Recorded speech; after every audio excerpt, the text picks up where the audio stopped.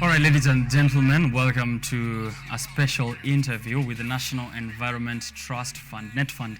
It's a state corporation mandated to mobilize resources for sustainable environmental management in Kenya.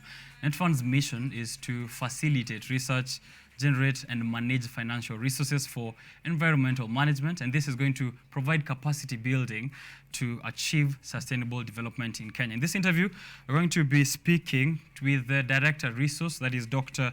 James Njau, who is here to help us understand the mandate, the achievements, challenges, and future plans in the efforts by Netfund to promote sustainable environmental management in Kenya. So if you have any questions on what exactly is happening around environmental mobilization of resources and also financing in that regard, this is that interview for you. But let me first introduce him. We get to know his mandate, and then we get to know the mandate of the National Environmental Trust Fund. Welcome to the show, Bwana Director. Thank you. Right. How is it? How's your morning, first of all? Very good. Yeah. It's not chilly today. Right. So it's good. It's manageable. Yeah. Let's get straight into it. You are the Director of Resource, and you are specifically taking care of resource mobilization. Maybe tell us about your role a bit there, and then we can segue into Netfund. Okay, thank you very much. Dr. James Njagu is my name, not Njau, but Njagu. I am the Director responsible for resources mobilization and programs in Netfund. And basically, as the word says, is about ensuring that there are enough resources to fund environment programs. This organization is a specialized state corporation under the Ministry of Environment with the sole mandate of ensuring that there are resources available to address matters of environment, matters of climate change, matters of afforestation, and basically to support the environment sector. So that's where I'm directing that mandate, which is the sole mandate of Netfund. Right. What are the, now that you're looking at environmental challenges, what are some of those that Kenya specifically is experiencing that you have noted? Okay. The very first one, when you think about the environmental challenges in Kenya, the very first one is about the forest cover. The forest cover is about 8%. In our constitution, it is even mentioned that they should not be below 10%. The UN standard is that we should be above 10%. Compared with our neighbors, like Tanzania, Democratic Republic of Congo, we are very low. Tanzania is over 40%, and the same thing with Democratic DRC. So the first challenge is about environmental degradation. We need to take care of our forests, of our water towers, and ensure that they are not degraded. So degradation is one of the very first challenges. And the second one is about how we deal with the issues of waste management. You look at our urban centers, this is a very big issue. And then we are all dealing with the effects of climate change. This is not only for Kenya, but all over the globe. It's a big issue, it's a big problem, so we must be steadfast and very, very prepared on how to mitigate the effects of climate change. Right. Yeah. The conversation on environmental and climate financing, I think it's a new term in Kenya.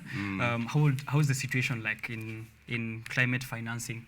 Maybe you can tell us what climate financing is, environmental financing, and then we can see how the situation is like in Kenya. Basically, it's about the resources available to support matters of environment conservation, matters of mitigating climate change. And I want to say this, that for a long time, we have been very good in prioritizing and directing our resources to health, to education, to agriculture. But today, it's very clear in everyone's mind that the issues of environment and climate change are so serious such that they affect all the other sectors. And I want to tell you this, that the nationally determined contributions, when some calculations are done, it's like in Kenya, we require about 60 billion to address matters of environment. I want even to bring you down a bit. Mm-hmm. The president is committed to increasing the forest cover from 8% to 30%. That alone requires 500 billion Kenya shillings. So a lot of resources need to be mobilized to address matters of environment, matters of climate change, because environment is our, we are talking about Mother Nature. Yeah, everything else today is driven by what we have in our environment, the climate, the rainfall. We've just experienced long droughts. We have water shortage. Why? Because we've not conserved our water towers. We've degraded our forests. All the forests in Kenya have quite a big percentage of degradation, encroachment. Right. Yes. Okay. I've noticed there you've talked about the gap that is there, how much money is actually needed for us to be able to address issues of climate and also environment. What is Netfund doing to bridge this gap in financing, and how you as Director of Resource, how is resource mobilization happening towards the environment with Netfund? Okay. Just to give you a small background, Netfund, the National Environment Trust Fund, was established by an act of parliament in 1999 called Environment Management and Coordination Act. But Netfund was not functional, or rather established, until 2006. But it was established as a department of NEMA. But then, in 2015, Netfund was fully established as a parastatal to lead in the efforts and coordinate all other actors in terms of mobilizing resources for environment. So what Netfund is doing, number one, is looking at the resources from a number of angles. Number one, from the global funds. There are global funds that exist to support environment work. There is adaptation fund, there is the green, there is the JEF. There are a number of global funds, but also there are institutional donors, the official givers, the official aid givers who support environment work. But there is also private sector in Kenya who are very much interested. So the efforts or the role that Netfund is playing is to bring all these actors together so that they can coordinate in terms of contributing to ecosystem restoration, waste management, and all these matters that will address climate change. And mainly, Netfund promotes a sustainable approach. And that's why in the programs that we develop with other state agencies, we focus on things like tree planting, but that is not enough. But also livelihoods for the people living around the forest, because we ask ourselves questions. Why do people go inside forests for charcoal burning, looking for other resources, if they can be engaged in other activities that will remove them from the forest, so that the forest can be conserved. So those are some of the programs. And we have an ecosystem approach where we have been prioritizing the most degraded forests. For example, Mau is the biggest water tower in Kenya. So that's one ecosystem where we are focusing in terms of getting resources. We are working in Kakamega Forest, the only rainforest that is remaining. And the issue there is that we are dealing with the issue of fencing the forest, where together with the United Nations Development Program and the government of Japan, we've been able to mobilize about 400 million to do the fencing of Kakamega Forest. We've been working on another forest called Kaptagat. I know you've heard about another ecosystem called Cherengani, and that's where our focus is now. And together with the government of Italy, we've mobilized about 500 million to work on restoration of the various parts of Cherengani Forest, covering West Pokot and also Elgeyo Marakwet. So we have an integrated, sustainable approach where we identify spots that are highly degraded.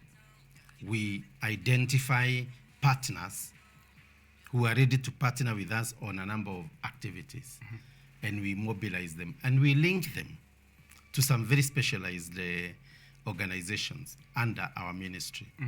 For example, all the gazetted forests are under one organization called Kenya Forest Service. So actually, questions of planting trees and ensuring that the forests are protected and ensuring that they are not degraded lies with the Kenya Forest Service. There is also an organization called Kenya Forest Research Institute. These are the people who carry out research. They do seed matching. They know which trees will be best where. So they guide a lot in terms of seed production. There's also an agency called Kenya Water Towers Agency. And these ones only look at the protection of the gazetted and existing Kenya water towers. And there is NEMA, National Environment Management Agency. And they deal with issues of waste management,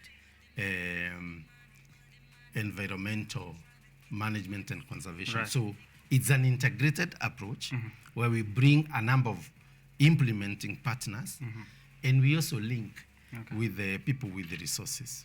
Yeah, Must make you really happy to see these achievements in resource mobilization as director of that particular docket. Yes, I'm excited. This year alone, this financial year, 2022-2023, we've been able to mobilize 1 billion Kenya shillings Wow. towards supporting a number of ecosystems. I've just mentioned to you about 500 million to Cherengani. We are also going to Lake Naivasha Basin. We are working in Kakamega. And also we are working in a place called Suswa and Magadi. Right. So I can say that Netfund is really taking lead in terms of identifying very pressing needs and developing them into projects and matching them with the demands from the development partners. Right. Yeah. It seems that Kenya is in a good position to address issues of climate action and climate change. Maybe that will be your last remark to tell us whether you feel we will be able to handle these changes in climate conditions. But we've talked about achievements so far. Are there any challenges that you're facing, or is it all a smooth ride? Okay. First, I want to say that there is goodwill from the government. There is appreciation and acknowledgement by the government that this is a matter that needs to be addressed, that the resources need to be channeled into this area of environment. But of course, there is competition for resources. That is the first challenge, that there are competing priorities by the government, even by the agencies in the ministry. But also the other challenge is that the biggest threat to our forests are not animals, are not external agencies, but our own people. They encroach the forest, they cut trees.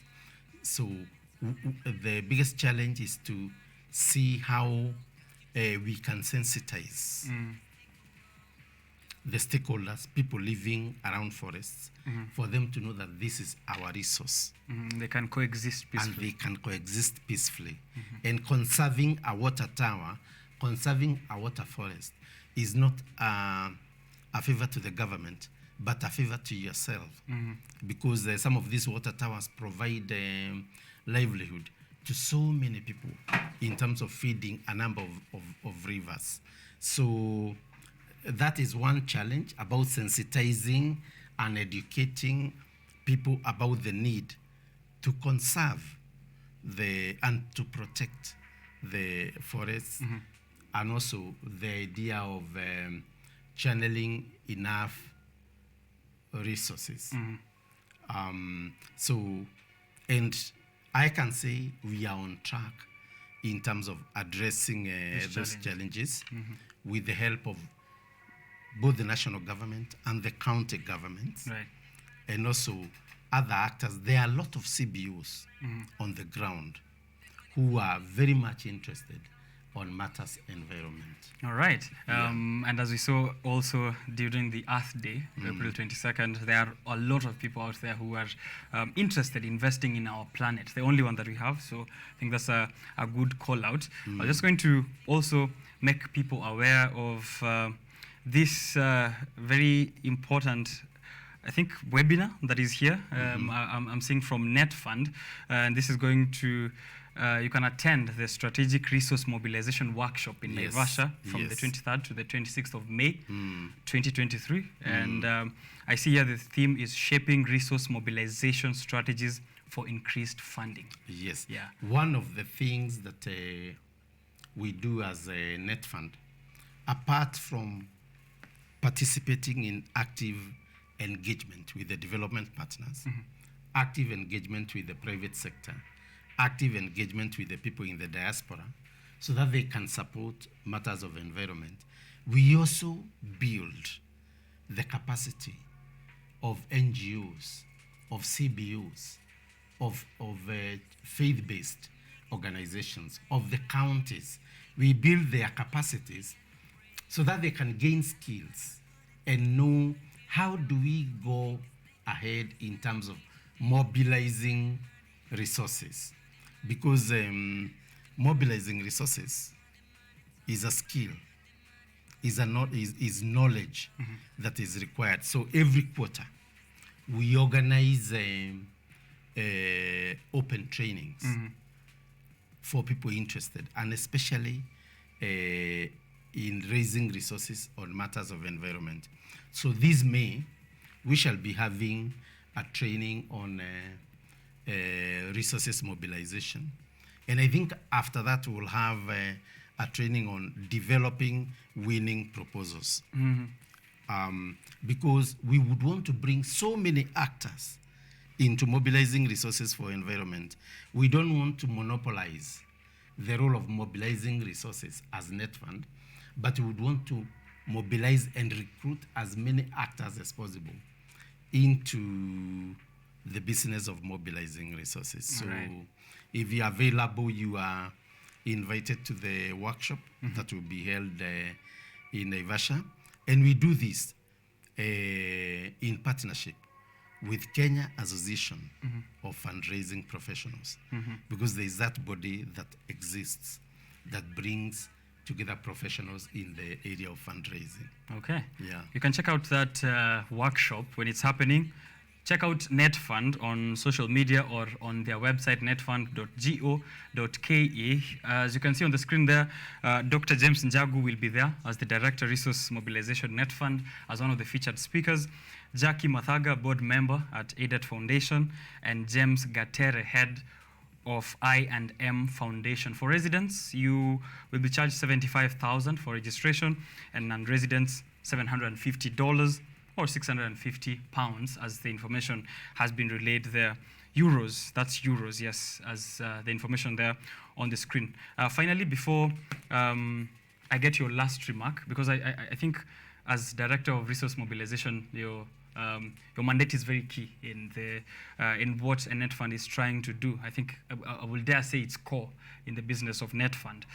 On an individual level, I'd like you to maybe appeal to someone who's a citizen, maybe they're not a CBO, an FPO, on how they can mobilize resources around their life to ensure that they're taking care of the environment, and also that they are conscious of what is happening in terms of the climate.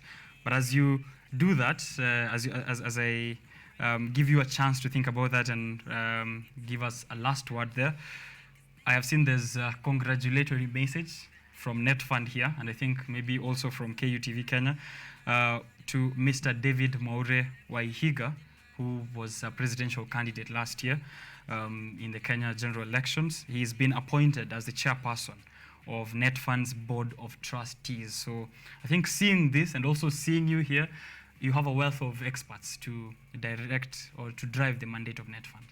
Yes. Yeah. Yesterday, we had a chance to receive the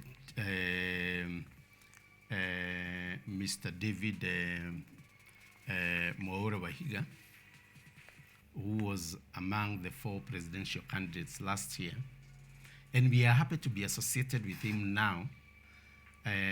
He has taken over as the chairman of the Board of Trustees. So he came to our office yesterday. We welcomed him, we invited him, and we had a nice breaking session yesterday, which was very, very good. We are really looking forward. He is a very passionate person on matters of environment, and actually, he comes from one of the water towers. Mm-hmm. So this is something that is very passionate in his heart. Now, about mobilizing resources, I want to tell you that in terms of the resources needed for development, including environment, I just want to tell you there are enough resources in the world.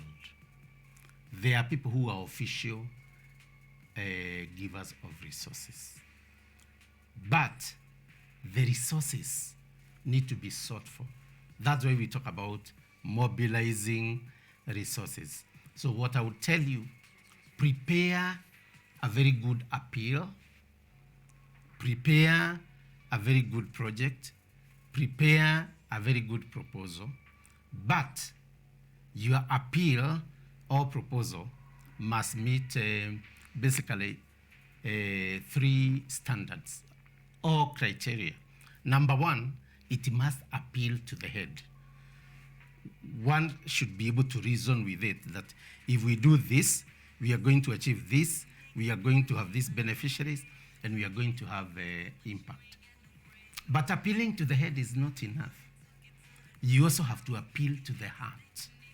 Is this something that one can get emotional about?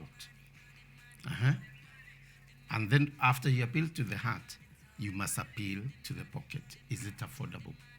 So please, we can all be involved in mobilizing resources at the local level, at county level, at national level, and globally. But the resources exist.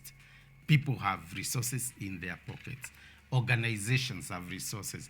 Private sector, they have resources. So we need just to help them come together and channel these resources to usable and impactful ways that will help in conserving the environment. So I invite those people who have some resources set aside to prioritize now and put matters of environment as priority number one. For private sector who do CSR, please prioritize environment as number one. For institutions of higher learning, like KU, high schools, primary schools, you can also prioritize matters of environment and even plant trees in your own schools. Start conservation in your own institutions. For academic institutions, start building a body of knowledge on matters of mobilizing resources. Offer courses on fundraising so that we can be able to bring all these resources. Lastly, I want to say that when we check with the funding institutions, I mean institutions who have no any other business but to fund projects, most of them are not able or were not able to achieve their targets of giving in 2021. They had to return some of their monies to their organizations because they were not able to give everything. Wow. So you can see the irony and the gap. That's true. That people are dying of poverty, forests are getting degraded. The song that we keep singing is that there is shortage of resources. We have no money. Mm-hmm. But there is another group that has so much money. Their problem is that we are unable to give as we had planned. We had planned to give 100 billion US dollars, but we only managed to give 60% of that. So to bridge that gap, we need to involve ourselves and increase our knowledge and our skills in terms of mobilizing resources. Right. Netfund is providing that solution by building capacity of all the stakeholders and people interested in that. All right. Yes. Thank you very much, Dr. James Njogu, for creating time for me this morning. That is Dr. James Njogu, who is the Director of Resource Mobilization at Netfund. It's a state corporation mandated to mobilize resources for sustainable environmental management in Kenya. And as I close up, I think I want to recap on one thing that he said there. Appeal to the head while you're writing those proposals. We're doing proposals towards resource mobilization. Appeal to the head, appeal to the heart, and then appeal to the pocket. Yes. We'll be right back with Biashara Tuesday. Don't go too far.